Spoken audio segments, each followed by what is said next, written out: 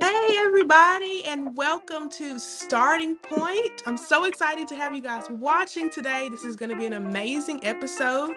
If you're just tuning in and you're wondering what even is Starting Point, it is a virtual living room where I get to talk with my guests and the audience about facing their fears, about eating good, and about starting therapy.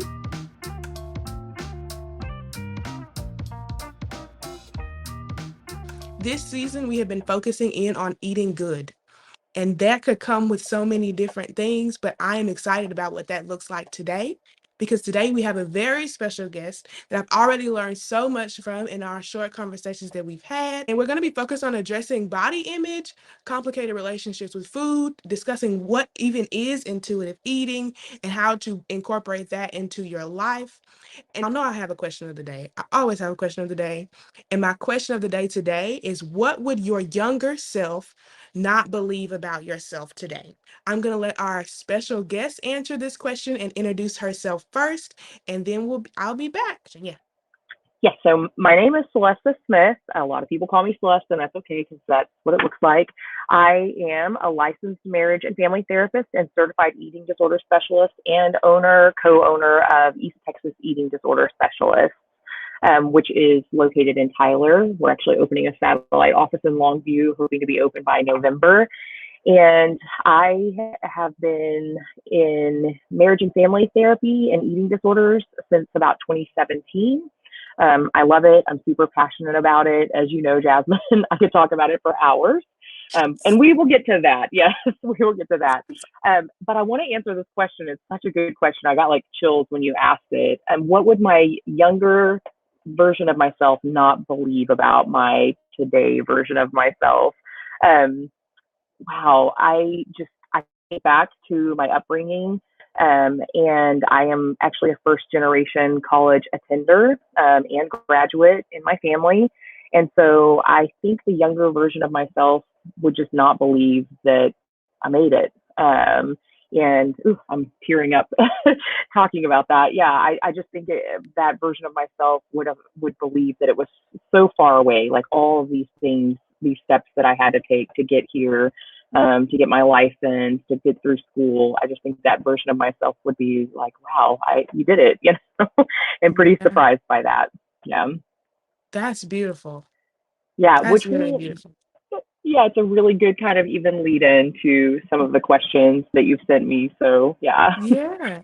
So tell us what brought you into the profession of counseling and specifically the specialization of eating disorder specialist and sex therapist, which I saw on your website as I was reading through. Yes, just big passions. That actually is kind of a great way to kind of jump off and talk about that. So I guess I'm kind of unusual in the sense that like I knew I was going to be a therapist since like the age of 12.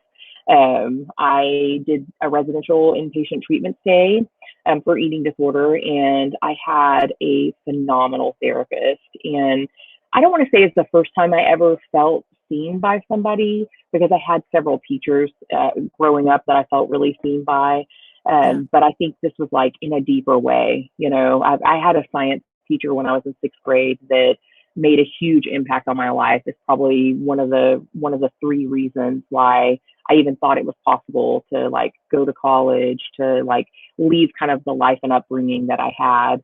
But this therapist just held space for me, and I never knew what that felt like. But from that second forward, I thought, I want to do this for people. Like I want other people to feel the way I felt in that room.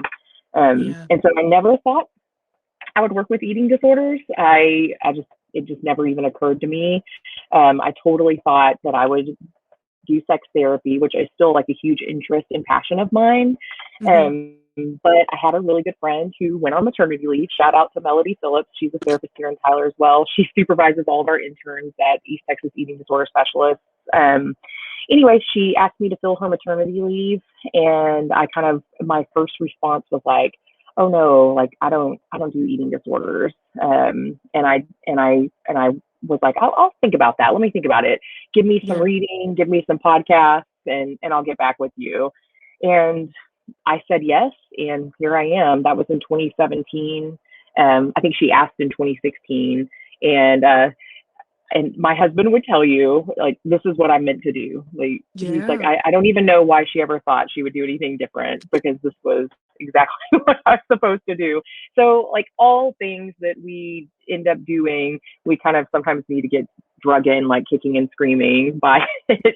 And so Yeah. that's kind of my journey to where I am today. That is awesome. I think about, so I'm doing I told you, as you know, that I'm doing my counseling hours now. And every time that I sit across from somebody, I'm like, man, why was I ever doing anything else? Like, and it's Yeah, just when you find it, it's a very different feeling than any profession that I've ever tried before. It's like, this is yeah, such a gift that I am excited to walk in the room and do this every day, even and to sit down with my supervisors and to talk through stuff every day. And so I think that it's beautiful when you find your thing, and it's definitely evident that you have found your thing in the specializations that you have because of the passion that I hear every time that I talk to you about it. And so that's really, really cool.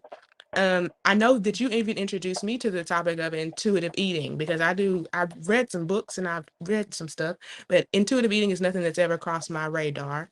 And so I'm wondering, for people that don't know, what even is intuitive eating and how does that play a role in the therapy my modality that you use? yes. I Intuitive eating is a 10 principle way of having a relationship with food and body. I could probably talk about each principle for hours. So I'll try to be concise. I think a lot of people think intuitive eating is like eat when you're hungry, stop when you're full. They're like, I got that. That's good. I can do that. Or Yeah. I've heard that before. It's actually way more in depth and involved in that. It's a really big dismantling of a lot of the things that people with eating disorders, but a lot of other people kind of struggle with. And so intuitive eating is not something, even though intuitive sounds like it means easy, it's something that Mm-hmm. can be really difficult because we have a lot of misinformation about eating and bodies and all of that that we kind of have to undo. And so when somebody comes to me with an eating disorder, they often have a lot of that in their history. You know, they've grown up chronically dieting, they've grown up in environments that have reinforced that. Of course, like our Yeah. large cultural environment reinforces that. And so I think a lot of people have a lot of misconception and misunderstanding about intuitive eating in the, oh, it's the hunger fullness diet. And we really try to avoid that. And so it's really about like coming back home Yeah. to your body, to the natural innate way that we are all made, and meant to have a relationship with food and body that kind of just gets um, shifted. Sometimes I would even say destroyed, but definitely shifted through the process of living in a world that just sort of has a lot of um, harmful beliefs about eating and bodies. Yeah. And then I Yeah. didn't add this to our question list, but I know that health at every size is something Mhm. that you use as well. So can you tell us a little bit about that too? Yeah, so health at every size, they kind of it goes hand in hand with intuitive eating in that it's really this like curious based process versus like rigid sets of rules. And health at every size is also a several principle approach. Not to be mistaken, another common mistake that people make is that it's health at any size or healthy at every size. And health Yeah. at every size is really this paradigm where we say people can make an impact on their health no matter where their body is, and to focus on those behaviors versus focusing on weight or weight loss. Yeah. And so, an example would be I can move my body, and it may not result in weight loss, but it would result in health promoting change, right?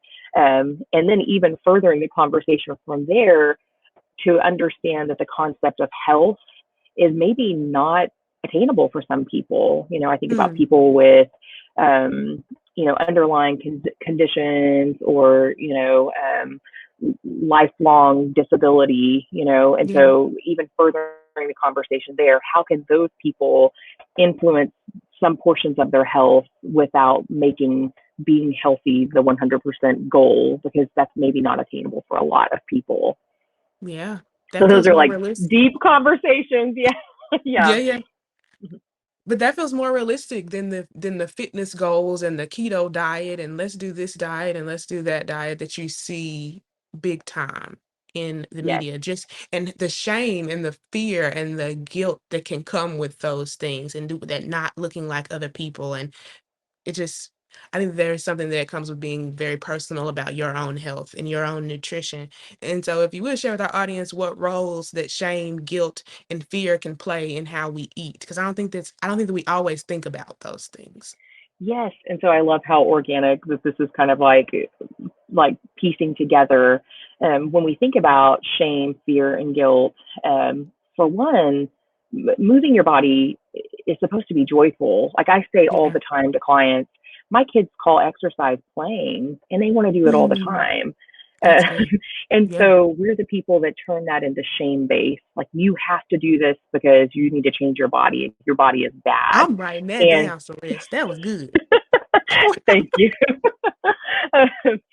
And so I think that shame piece actually ends up destroying any positive relationship that we have with food and movement. Then it decreases the likelihood that we are going to do it. But also, we don't even talk about the health implication of living in a constant state of stress, shame, guilt, and fear, which Yeah. we and health at every size would say we're looking at a total model of health, including mental health and physical health. And some people try to like differentiate those two as if they're not connected together, Yeah. and they're very connected. We know that stress increases cortisol, and Mm-hmm. cortisol is not, or increased cortisol is not good for our bodies. Our bodies just aren't meant to live in a state of constant fight or flight, which Mm-hmm. actually constant dieting and focusing on weight and shame based health measurements are putting our body in that fight or flight mode, which is Mm. increasing cortisol, which is then impacting our health negatively. Yeah. Mhm. How does dieting put us in a constant state of fight or flight? Well, for one, I'll say this about dieting. Dieting actually has a stronger prediction to weight gain than it does to weight loss. So it's Mm. this never ending defeating process. Yeah. And they know it, the diet industry. It's, I think the last time I read, a $72 billion industry a year with a 98% failure rate, which means not only does it not work, it actually creates the outcome it's intended to improve. Which one of the dietitians that I work with, her name is Sarah Upson, phenomenal. She's a non-diet dietitian. That's a thing. Um, she wrote this post years ago that was basically saying like, if you got on a plane that failed 98% of the time, or you bought a car that's brakes failed 98% of the time, we would be coming for some companies and corporations. But with dieting, the person feels shame, but Yeah. it's a system set up for failure to start with. And so it's kind of like creating this goal or this like constant like little dangling carrot, that we're pursuing or going after. And then if it doesn't work, we blame ourselves. Oh, I just didn't have self-control, or I didn't try hard enough. Which like my clients who have been in chronic dieting, these are like overachievers. These are people who have done amazing things in their life. And so for them to be like, I guess I just don't have enough willpower, self control, I'm like, what? Yeah. I Yeah. know you. You have tremendous like willpower. You've done so many like major things in your life. Just because the diet industry was intended to fail doesn't mean that's your fault. That's on the diet industry. It's really a problem with dieting, not a problem with people. So that's first off how it puts our body in that state. And then second of Yeah. all, just on basic physiology, our brains have no idea that we have constant access to food. They don't know that. And some people don't, by the way, even in America, have constant Yeah. and consistent access to food. And so even if we do, if we're choosing just not to eat the food that's available because we're trying to lose weight, our brain believes that it's being deprived based on famine. And so it's going to act accordingly. It's going to lower serotonin production to try to get you to kind of get out of. I always say we have a caveman brain, Yeah. and our caveman brain is really better suited for caveman times. And so imagine if you're a caveman in the cave, your brain is not going to be heavily invested in making you feel happy if you're not eating. It's going to be making you anxious, making you try to go out and seek food. And it's gonna register that as some type of harmful outside force occurring. And Yeah, so those I would say are the two ways that dieting puts our body in a state of fight or flight and distress. that's so good. I don't think that people often think about that. I think that when we think about complicated relationships with food, we think about the extremes of those things, but not the daily inundation of just like what social media has on us and fitness culture has on us, and that we need to look this way and feel this way. And so can you share with us what is the range of what complicated relationships of food can even look like? How do we Yeah. identify that? Yeah, I tell clients all the time. I'll get so many people who reach out and say, I don't really know if I have a problem, but this is happening. And I'm like, okay, that you thought to reach out or that you're up Googling about this, that tells me enough. Like it's on your mind. And eating and movement and our bodies are meant to support us, not to Yeah, be a hindrance to doing life. I'm very much a values based therapist. And I always say that if eating or your body or anything like that is keeping you from doing what matters to you, then mm, that is worthy of support and help and treatment. And so I don't think that it has to be like the extreme version of what we think of when we think of complicated relationship with food and body. So some basic examples is I know a lot of women in particular, and now the diet industry has found out that they can market to men as well. And so yeah, we're seeing a rise of eating disorders in male populations where 20 years ago, when you would go to treatment, you would have a mostly female, we call it a milieu or group there. And now we're seeing that shift and change because they thought, oh, here's a whole nother market that we could be marketing to. And so we see these like, men's health magazines and that kind of thing. Anyway, and so there are a lot of women who won't go swimming or yeah, won't wear clothing that they're comfortable in, or like won't go out to eat with their friends or their kids, or will go to a birthday party and can't have a piece of cake or won't let themselves have a piece of cake. And so I think all of that is worthy and deserving of freedom from. It yeah. doesn't have to be this just extreme version that we think of. Hmm. It sounds like you're saying that sometimes our complications with food can leave us living in a constant state of bondage. Mm, And that yes. sucks. Mm, yeah, that That is not a really fun way to live. Yeah. Yeah. And that's the cool part about therapy is that it's hard. It's definitely hard. As a person that is in therapy, it's hard to face yourself, but the freedom that comes with facing yourself is a big deal. Mm, And I was learning from you in one of the past conversations that we had just about the communities that seem so affected by these complicated relationships with food and disordered eating. And it just seems like it was cultural things that I hadn't even thought about before, that I did some research on about just Black women in particular, that it seems like that there is a decrease in being able to recognize that among healthcare professionals that these women may be um suffering from disordered eating, that they're like compared to a 41% of white women, 44% of white women that may go in and then the healthcare professional says you need help, that number is 17% for Black mm. women. And that is just like, ooh. And then you think Even if about the they, oh, sorry. LGBTQ community. Oh, no. Mhm. Oh, no, no. I was just going to say, even if they have the exact same behaviors described, like that research has been done. I've actually had other therapists in my community tell me, oh, Black people don't have eating disorders. And I'm Mm, like, well, that's news to me. Um, yeah, and what they're saying is, we're not asking Black people about these things. We're yeah, not asking them. We're making assumptions based on things that we've heard. Like a big myth is that Black women in particular are all body positive. And so, and you could speak to that more than I could, right? Yeah. And so the questions aren't being asked. You can't look at someone and tell if they have an eating disorder. And so I think that medical professionals and mental health professionals are far less likely to find an eating disorder in a person of color because they're not asking, they're just Yeah. assuming. And that is so dangerous. Where they've done research that a Black person could go into a medical office and say the exact same thing, have the exact same behaviors, even the same like body size, and it would not be honored and listened to in the same Mm. way as a person that has white skin, right? And that is Yeah. so problematic. So they're hiding, right? And not getting treatment. I think I read one time, and I hope I'm just not making this up, but it's like 5 to 7 years. It takes like longer for a person of color to get treatment for the Yeah. exact same behaviors. And in eating disorders, early detection, it saves your life. Yeah. We actually have a resource that we give out, and it's a sign and symptom checklist. And at the very top, it says early detection saves lives.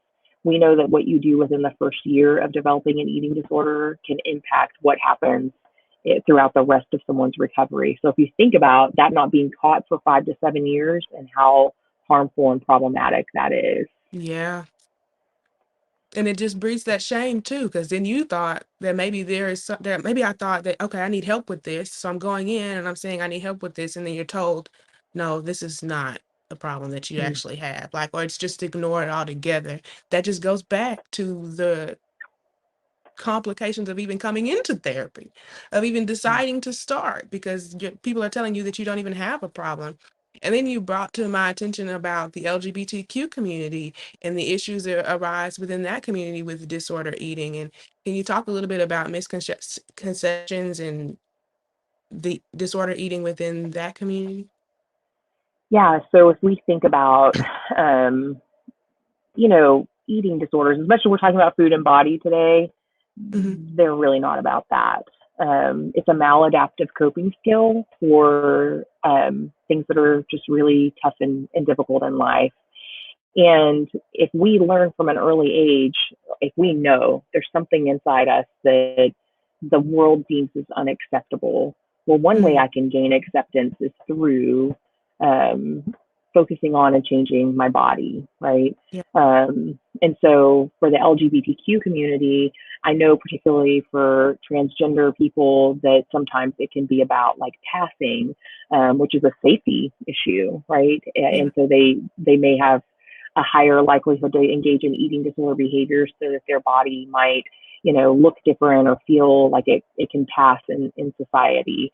But also just thinking on a coping skill level, if I know from upbringing that there's something about me that's different and it's something that most people around me are not going to be okay with or not going to accept, then I'm going to have a really high need for some set of coping skills. Well, I'm looking around and everybody's dieting. My mom is dieting, my aunt is dieting, my uncle's dieting. And so it seems to be helping them, and it becomes an answer um, to a problem, which the problem is a lack of acceptance. But how do you Yeah. say that to a 7, 8, 9, 10, 11, even 15, 16? How do you even say that to a 30-year-old, right? But Right. like a small child's not gonna understand that. So it becomes this like coping skill of a way to kind of deal with complicated and difficult things. And I just think that people in the LGBTQ community have a higher need for that, which I totally get. And when I had clients from that particular population come to me, really try not to shame them. I'm like, you were doing the best you could. Like, what other skill set does a 10-year-old have? So really having compassion on this like younger version of yourself that picked up something that, what, it does work to some degree to manage anxiety, to manage fear, to manage, this like fear that, will I be accepted? Will I be loved? And so I really try to push for them to like look back and say, that was pretty resilient of you Yeah. to survive in whatever way you could have. And now let's talk about some ways where you can have that same thing, but it's not going to be harmful to you. Because my clients will quote me, I'll say, um, constantly, is like a over and over again, and I'll tell them restriction or behaviors, eating disorder behavior, is not evidence-based practice or gender affirming care or sexuality and affirming care. It's just not. It's not affirming care. And so I get that it worked, and I get that it was helpful for you at a time. But let's look at things that are affirming care. Yeah. Even clients who've experienced trauma, I'll say this is not trauma based care. So I get that the behaviors have helped you, survive to some degree. But let's talk about some things that will help you that won't harm you at the same time. Ah, that's Yeah, the part. yeah. And that Those exchange are can the be hard things. super scary. Yeah. Yeah, yeah, Because that's all you know. yeah. You've done your best. Oh, I do believe that people are almost always doing their best, right? Yeah. That's good. Mhm. So answer this, because I'm thinking about social media and I'm thinking about fitness and I'm thinking about even TikTok now and just fitness TikTok that just keeps coming up and up over my TikTok. And I'm just like, I don't even want to watch these videos. Why do you keep coming back to me? Jasmine, you're on the wrong side of TikTok. Right. I don't want to be on this side. I want to laugh and watch recipes. Yes. But how do you feel like our beliefs about appearance can change the way that we treat people? Mm. Yeah, that's a like inside out thing, right? Like a lot of times I'll have clients who have parents that are hypercritical of their body, and that's where they begin to have body image distress, right? And one of the Hmm. questions that I'll ask throughout the course of therapy is like, hey, does your mom or dad like their body? And they're like, no. And I'm like, okay, yeah. Yeah. And there's no way they could approve of yours. That would be really hard. And so I think that it's kind of like a inside out kind of thing. We all struggle with biases, right? Yeah. Biases. I can't do that. I need one more cup of coffee to English today. Um, we all struggle with that. It's not an issue of if, it's whether we see it or not. And if we don't Yeah. see it, then we can't fix it. We can't change it. We can't acknowledge it. I think a lot of people want to believe that they don't struggle with that. Yeah. So, like weight stigma, that's a thing, right? Hmm. If we don't honor that we have that, then we can't fix it, or we can't shift it or change it. And so a lot of people, that's an insidious thing. It's Hmm. just so normalized in our culture and in our society that it's really hard to see. Yeah. Um, so, yeah, I think that it impacts people in so many ways. And I'll just give you like a really um, like just a practical example.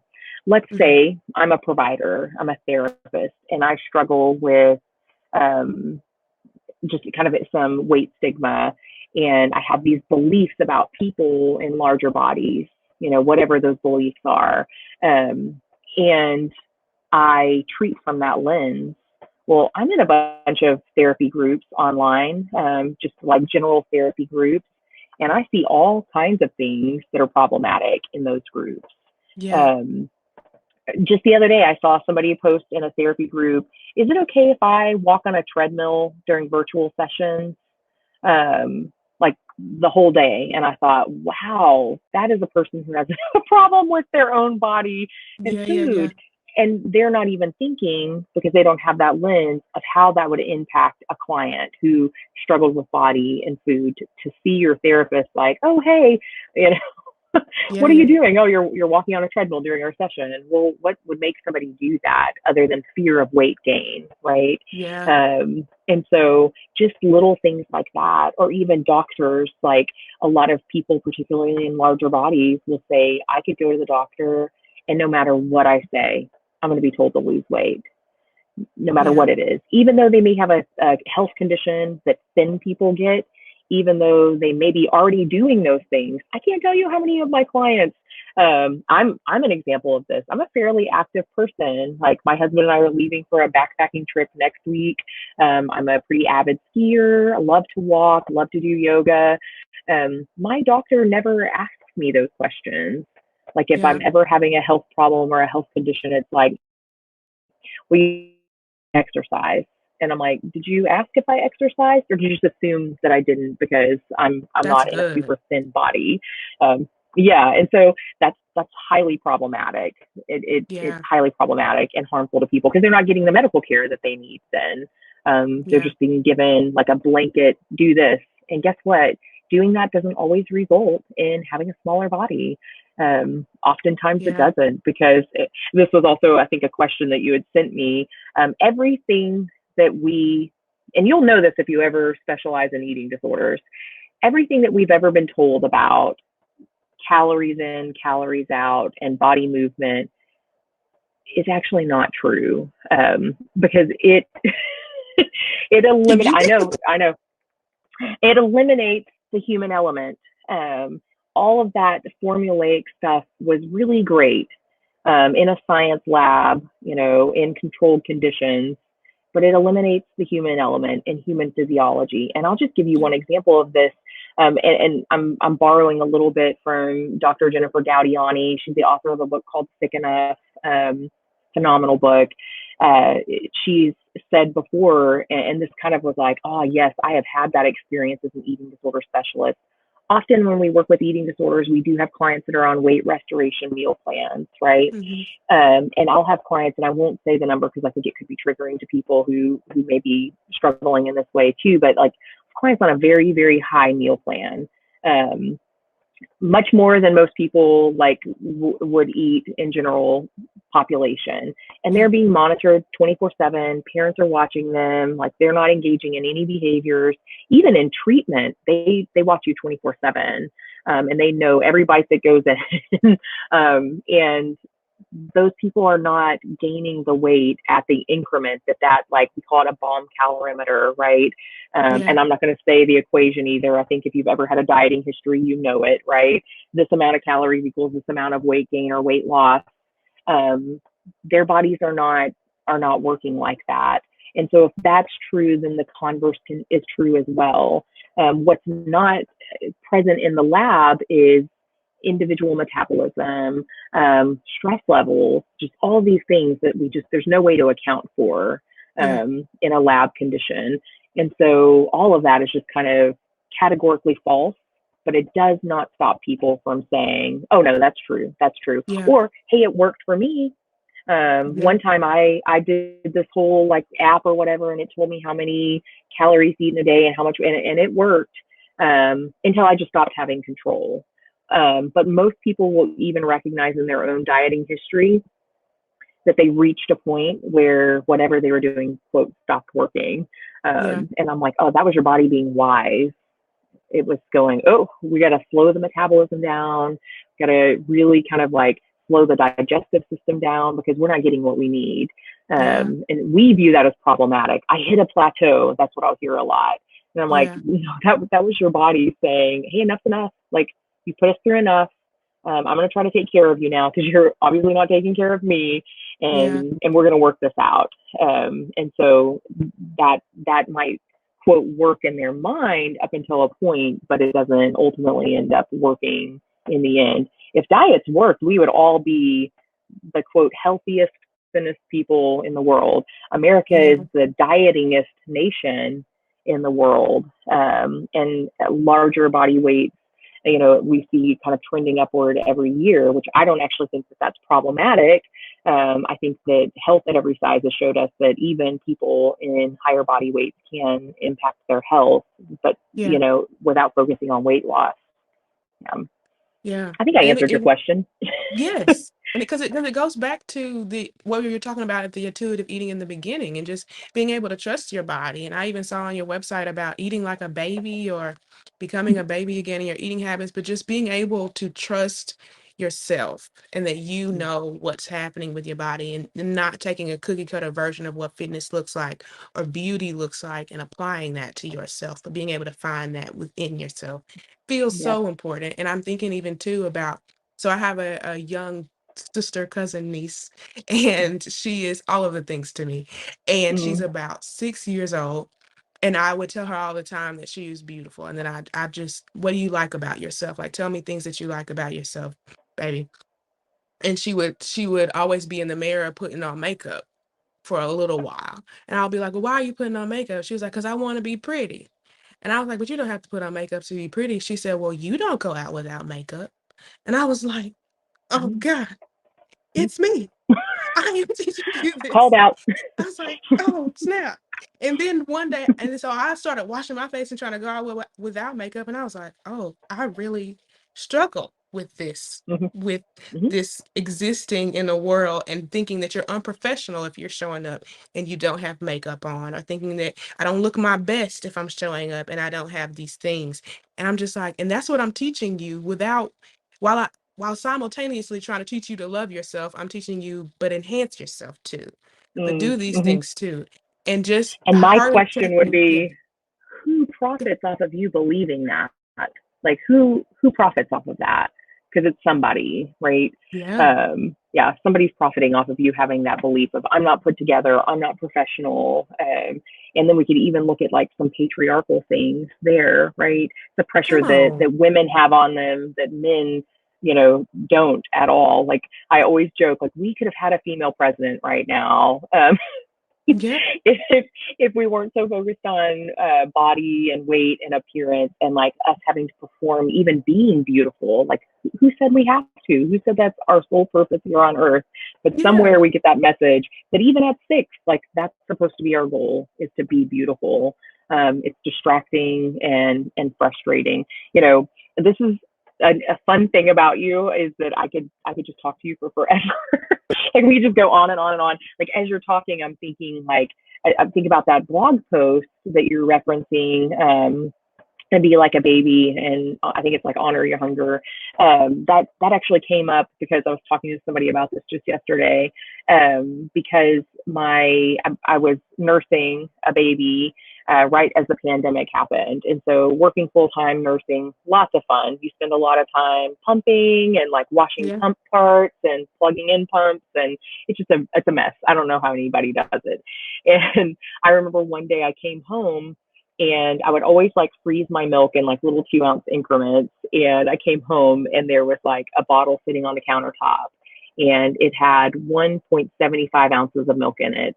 And I said to my husband, like, the thing about like breast milk is like once it's gone, it's gone. Like once you yeah, heat it up, it's bad. You just have to throw it away after an hour. And I was like, oh, did the baby not want the whole bottle? He was like, no, she was screaming her head off. And then I heated up that bottle and she would drink like a quarter of an ounce and then she wouldn't take another sip. And I said to him, and she would do this often, like it would happen fairly like often. And I said, does she not know all the effort that I put in to making that? Like, does she not understand? And he said, he's on it. Like, he's been around me enough to be dangerous. And he was like, no, she's eating without any of that information. And she's just listening to her own self. I think I know someone that talks about that all the time. come I don't know where on. she is. I was like, stop that. Don't say that to me. And so then it just made me think that's so interesting. When does the information start to get into our brain that destroys that? Because I can't even imagine being a quarter of an ounce hungry and a quarter of an ounce full. Like that is very sensitive hunger and fullness right there. And we can talk about that a little bit more. It's not even practical to think that you'll always like listen to your hunger and fullness cues. That would be a Yeah, diet in and of itself to do that. But what do we do to destroy that over time? This trust in our bodies, this embodiment, body attunement. I hmm, can think of just even through childhood, I was thinking, what would be the first thing that she might confront that would shift that? And it could even be me having that thought in my brain. I worked so hard. Nope, you're going to keep, and me just keep giving that bottle, even though she's refusing it. Or no, it's not time for you to eat. You need to wait. Like even though she's screaming and hungry, I want to wait till you get yeah, 2 ounces hungry, not a quarter of an ounce. So we yeah, teach at a young age, like you can't trust your body. You can't listen to yeah. your body. Deeply Or the whole happy problematic. plate thing. Yeah. That Yeah. Yes. I think about my father growing up, and he served us man sizes of food, and then he Yeah. would be like, "Now eat the food up," and Hmm. it would be like, "Now sit at this table until you finish eating," and I Hmm. don't think that it was his intention to teach us that we needed to clean our plate. But Yeah. he didn't realize that that was the lesson that we're learning, is that every time you sit down, make sure you eat everything that's there. And it's just Hmm. like, how that plays into everything else. That if he would have Mm, known, I think he would have done something different. And that's the whole thing about this is starting point. It's just like if we know better, then we can start to make some changes in how we're treating ourselves and how we're treating other people too. That's beautiful, yeah, man. yeah, love that. Yeah, I had mentally blocked out Happy Plate, so I grew up in that environment too. You said It's it, and I true. was like, oh, Yes. It was I'm not feeling Thanksgiving. It happy. was it was everybody. It was plates Mm. of barbecue. I was like, how am I eat all these hot links? Like I don't even know. My grandmother was liver and onions. I'm like, no, this plate does not make me happy. Or the boiled Brussels sprouts. She would put like, she's a phenomenal cook. Just these things, no. Put like Velveeta cheese on them. For years, I thought I hated Brussels sprouts because they were like soggy cabbage, like lettuce heads in my brain. Hey, if that's Yeah. your jam, I'm more power to you. Like that. But like that was not my jam as a kid. That plate did not make me happy. Gee. Yeah. Now I know, like, Just hey, if you roast some Brussels sprouts and you put some balsamic vinegar and like bacon in that, like, yeah. change the But game. Memo was just wrong boiling those Brussels Changes the game. For sure. And sprouts. so if there is somebody that is struggling with disorder eating or struggling and even identifying that within themselves and they were looking for a treatment and they didn't know where to start, like what treatment do you think that would be the most helpful for helping somebody that may be struggling with disorder eating or body shaming, and which ones are not helpful? Yeah, I think I would start with telling someone, just telling somebody, and keep telling them even until you get help and they can honor it. Sometimes you may go and tell somebody, and that person's response is going to be about them, but it's not about your need for help or your validity for help or the validity of your struggle. Hmm. And so I would start there since that's really hard. I would highly recommend looking for a therapist. I have some two big indicators. Sorry, therapists, I'm about to call some people out. I have two big indicators that a therapist needs to do their own work around these issues. Because listen, we're people too, and there's a lot of things in this world to dismantle, and and not everybody, or I would say very few people, have done all of that work already. And so there are therapists out there with food and body image struggles their own selves, and Yeah. they will do harm, not intentionally, but they will. I think about that in a lot of other contexts too. And so here are my two like kind of alerts to whether a I'm ready. person, get ready. Okay. You scour their website. Hopefully they have one, or their Psychology Today profile. And if you see these two things, then you know that this person has not done this work, even if they say they treat eating disorders. If they are recommending weight loss, so on Psychology Today, you can tick all these boxes, right, that you work with. And if a therapist is saying, I treat eating disorders and I also help people lose weight, this is Deb Burgard. She's like a pioneer of health at every side. So I'm borrowing this. You cannot diagnose in one set of people what you prescribe in another set of people. Ooh. Um, right? I'm borrowing that. I wish my brain had come up with that. Not even with 2 cups of coffee would it have happened. And so if out in my waiting room, I'm saying like, body acceptance, that's all bodies, not just some bodies. And so that has to be across the board. And so if you are diagnosing in one set of people, like these behaviors are problematic, but you're directly telling another group of people who just have a different body size to engage in those behaviors, that's a big problem for me. So weight loss Yeah. is a big one. And if they have the O word, I will say it in quotes, obesity, it's actually a slur. And I know that's like, what is this person saying? It's a slur. It means a person who eats everything, and that's not true of people in larger bodies. And so when I see that word, I automatically know someone has not done the work that they need to do to kind of dismantle their own internalized, maybe, but externalized weight stigma and fat phobia. Hmm. And so, yeah, those are two big red flags for me. And then, of course, like making sure that the person has some training and background in eating disorders. Eating disorders are unique in that they're not like general mental health disorders. There's a mental health component, but there's also a nutrition component, and then there's Mm-hmm. also a medical component. Eating disorders, aside from the opioid crisis, are the most, opioid crisis surpassed it, I think, in 2019, 2020. They're the most deadly mental health disorder. Um, Someone dies every 60 minutes from an eating disorder, and a lot of people who don't know that. And some of that is managing the medical complications that go along with, malnourishing your body or moving your body in a way that's problematic. Yeah, Yeah. that's good.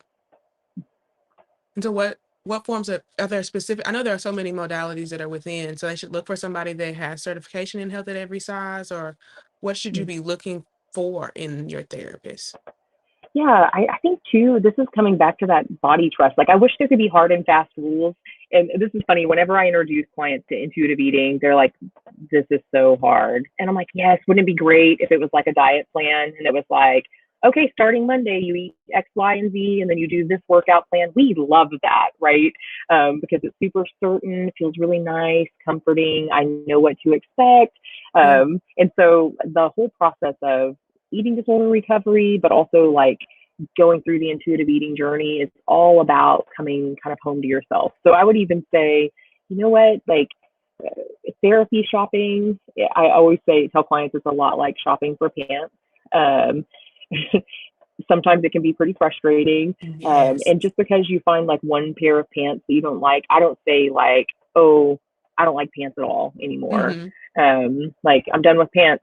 I just go, okay, those are not for me. And so I'm gonna keep trying. And I think Yeah. that trusting yourself, like when you find a provider, you're gonna know, you're gonna experience it and feel it in the room. That you're safe or that you're comfortable. But if a therapist ever recommends like any type of like eating or dieting advice, they're operating out of their scope of practice. I can't tell you Mm, how many clients I've had whose therapist was on a diet and they were like, oh, let me tell you what I'm doing that's working. yeah. And they don't see that therapist 6 months later when it quote stops working, but that's harmful because that's Yeah. not our scope of practice. I work with dietitians who are trained in that being their scope of practice. I'll tell clients Mm, all day long, I'm food and feeling tank. You want to talk about, or sorry, not food and feeling, thoughts and feeling tank. You just talk about your thoughts and feelings around food. I have that all day long. I can do that. If you're talking about direct recommendation about what you need to be eating, I'm not it for you. Like that's not what I yeah. do because that would be operating in a harmful manner. I'm not a dietitian. And so I think you be very concerned if that comes up or if that happens. Okay. Yeah. Great flags to look for. Take note, y'all. That's Yeah. good. That was super helpful. And it's Yeah. so hard because people project so much like knowledge on therapists. And I'm really about lived experience too. Like that my clients know what's right. Even families. I tell families all the time, when families come and their child has an eating disorder, they often feel shame and blame. And I'll Mm-hmm. say, I might be an eating disorder specialist, but you're a your kid specialist. Yeah. Um, and so, like, you can trust yourself to do this, to support them, because Yeah. you're the expert on them. And I'm just going to tell you what I know about eating disorders, and you're going to tell me what you know about your kid. And we're going to like blend those together and figure out how to best support this person on their Yeah. recovery journey. Yeah. So just having that trust in terms of specific modalities, I'm an acceptance and commitment therapy based person. Try not to use all the acronyms because I know that bores people. Um, but definitely treating from an intuitive eating and health at every size kind of lens or framework. That's just the lens that I'm going to have on. And at the Mm-hmm. meantime, some questions that I would ask the provider is like, hey, what work have you done on dismantling your weight stigma and fat phobia? What work have you done in terms of understanding those paradigms and the ways that those impact people? I think that those are Mm-hmm. good questions to ask. That's good. That's good. I have two questions left, but I want us to. I'm trying to decide which question I want to ask you because we don't have it long. Ooh, So long. And I know that you spoke about the different things that you specialize in, and eating disorder specialist is one, but also sex therapy is another service that you offer. And so I remember talking to you about how having sex and eating disorders and body shame can be linked together. And could you share with Mhm, us about how those things can be related, and like just being able to identify that within intimate relationships? mhm, mhm. Yeah, that's all disembodiment, right? Our bodies speak to the enjoyment of food, right? One of the questions that you had sent me was kind of like, what's the difference between practical hunger, emotional hunger, physical hunger, and oh, what's the other Taste? one? Taste hunger, yeah. And I always think whenever I answer that question that one of the problems that we have in our culture is that we believe that anything that's enjoyable or pleasurable must be bad. And our basic human physiology speaks against that. Like Mhm. I always have this memory of my six, well, almost six. Ooh, I don't like that. I'm gonna say five because I don't like that. I just said he was six almost. He's 3 days away. I'm gonna say five until the day of. My 5-year-old one time was eating a grapefruit and he had never had a grapefruit before. And we were like cutting them up for something that I was making. And he said, Mom, is this like an orange? And I said, it's kind of like an orange, but it kind of tastes different. And that like boggled his mind. How can that be? And so I said, here, taste it. And he was describing back to me, realizing that it tasted different depending on what part of his tongue it was on. But he didn't really have the, and he was just like, he said tastes, which is like my favorite. I don't want anybody to correct any of his little quirks in his English. Yeah. So he's like, Mom, it tastes different when I put it on parts of my tongue. And I'm like, yeah. And so we just like sat down and we're like eating this grapefruit. Like it's sweet here, it's salty here. I don't really even taste it at all if I put it here. And I just Yeah. thought, our bodies speak to that. Like we have all these taste buds that are meant to like enjoy delicious, yummy food. And the same thing with sex, right? Our physical bodies, um, for the most part, and there are people that do not enjoy sex, and that's okay too. You can trust that and honor that as well. They speak to the enjoyment of sex, but we have almost this belief that some of it rooted in problematic, like religious thought, right? That Mhm. anything that is enjoyable is bad. Or think about the way we talk about food and sex, Yeah. sinful, all these different words. This chocolate's sinfully delicious. It's this kind of like underhanded way of saying, well, you really shouldn't be enjoying this if you are. Yeah. And so a lot of people will ask me, how are you saying that we're in a sex negative culture? And how are you saying that we're in a food negative culture? Sex and food is everywhere. I'm like, yes, Mhm. but like our underlying belief is really that like that's bad. You shouldn't enjoy it. Think about something that I heard in church often in my past 20 years of being in the church. Um, is women give sex to get love, and I'm like, wait a minute. Like, why does my body say that I can't enjoy sex if I'm not supposed to be? If that's not an okay thing. And Yeah. so I think it's just like disembodiment. You cannot trust your body. You've got to listen Mhm. to some external set of rules. Whether like if the church is thinking, not to say that the church is always wrong or problematic, but I do think that there's some problematic thinking there about Yeah. sexuality and sex, or this diet or this Instagram influencer or this TikTok person. I'm going to listen to those people because I cannot trust my body. It's scary Yeah. to trust your body. It's really Yeah. scary. It's kind of like this whole podcast or starting point, right?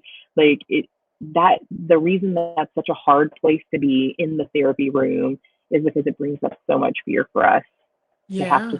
to come home to who we are as people. Yeah. Because if you can't trust your body with your own self and your own intake and your own understanding of food and your own understanding of sex, then inviting someone else in, like, why would you trust them Mm. either? Because you don't even know how to trust yourself. That's good. Yeah, yeah. I'm gonna work on myself, boy. It feels never ending. I tell clients a lot, hey, like this is a process. Um, and the process is worthy and good, even when it is difficult.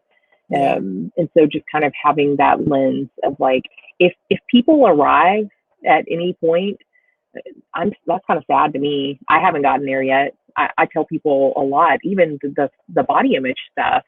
I teach this stuff. I'm not saying that I don't ever have a difficult thoughts about my body. Mm-hmm. I'm a woman that walks upright in this world. Yeah. And so of course I have body thoughts. The only difference is I know for sure that they're not about my body. My proof for that is, and probably everybody can identify with this experience, you can wake up and not have a thought in the world about your body, feel quote fine about it. And Mm-hmm. 2 hours later, you could be like at a point of devastation. I have the worst body in the history of ever. Guess what didn't change in 2 hours?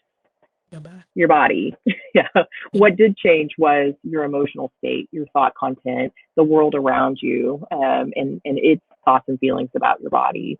And so you asked about body scapegoating. Mm-hmm. And this, I'm just going to name I'm drop. so glad that you brought it up because I was trying to honor your time, but I wanted you to talk to that. No, body scapegoating is the concept that I first learned about from Ashley Bennett. I believe she's body image therapist on Instagram. She has actually written a book called The Art of Body Acceptance. 10 out of 10, I recommend. It's an art therapy based book. I know a lot of people will be like, art. That's how I felt. My inner perfectionist I was mean, like, I don't do art. You're like, yay. Yeah, there were those kinds of people. That's not me. I want to be like that. But it's such deep and good and rich work that you can do through art that you wouldn't be able to do maybe through traditional talk therapy. She has an exercise in that book about body scapegoating. And body scapegoating is taking thoughts and feelings that are actually about other things and placing them on your body and mm, making them about your body. And so, you know what? Like you were talking about the LGBTQ population, or even talking about like being a Black woman, there are things in the world you can't change. Like you're kind of hoping on other people to change those things, right? And maybe you yeah, can do some activism and speak out against them, but like you're like, okay, I just got to wait around until these people do their work, And yeah, sometimes that becomes so distressing. Of course it does, because it's life and death sometimes, that you're like, oh, I'm going to scapegoat this onto my body. mm-hmm, And so she has this great activity in that book where you kind of like draw this person on a page. And at the top, you like divide the page into 3 even sections. And at the top, you write common thoughts and feelings you have about your body. And then the middle, you kind of write out the feelings that each of those thoughts bring up. And you identify those feelings in your body, which that's work of embodiment in and of itself. When I yeah, ask a lot of clients, like, where do you feel that in your body? They're like, what did she just say? Like, what does yeah, that even mean? And then at the bottom, you write all of the situations in your life that have happened, past, present, or future, that are causing you distress. And it's this aha moment for so many of my clients when they realize a lot of that stuff in the middle is really about the stuff on the bottom. We hmm, just make it about our body because I can't control what those people are doing. I can't make them do the work that I need them to do so I can be safe in this world. So how can I get some safety? yeah. I can start focusing on my body. So that's what body scapegoating is. I don't know how I got there, but here we That's are. great. I wanted you to get there. I just didn't want Yeah, to take too much of your time, but I'm glad I that you am. did. I 100% love that agree. activity, love that book. And that also reminds me too that this stuff, like I wish I could say all of this is like my original thinking. That is not the case. There are many, many people who have come before me that I highly recommend.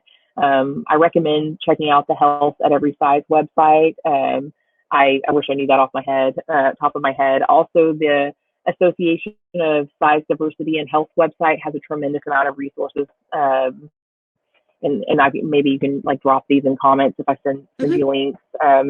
Reading Intuitive Eating, so such a great resource. Also, there's a phenomenal book, very, very short. You could read it in a night, called The Body Is Not an Apology. Isn't that an amazing title? The author is Sonia Renee Taylor. They've done tremendous, tremendous work. And then a little bit of a local resource that I want everybody to know about. Actually, Jasmine, I found out we had this connection yesterday and didn't even know it.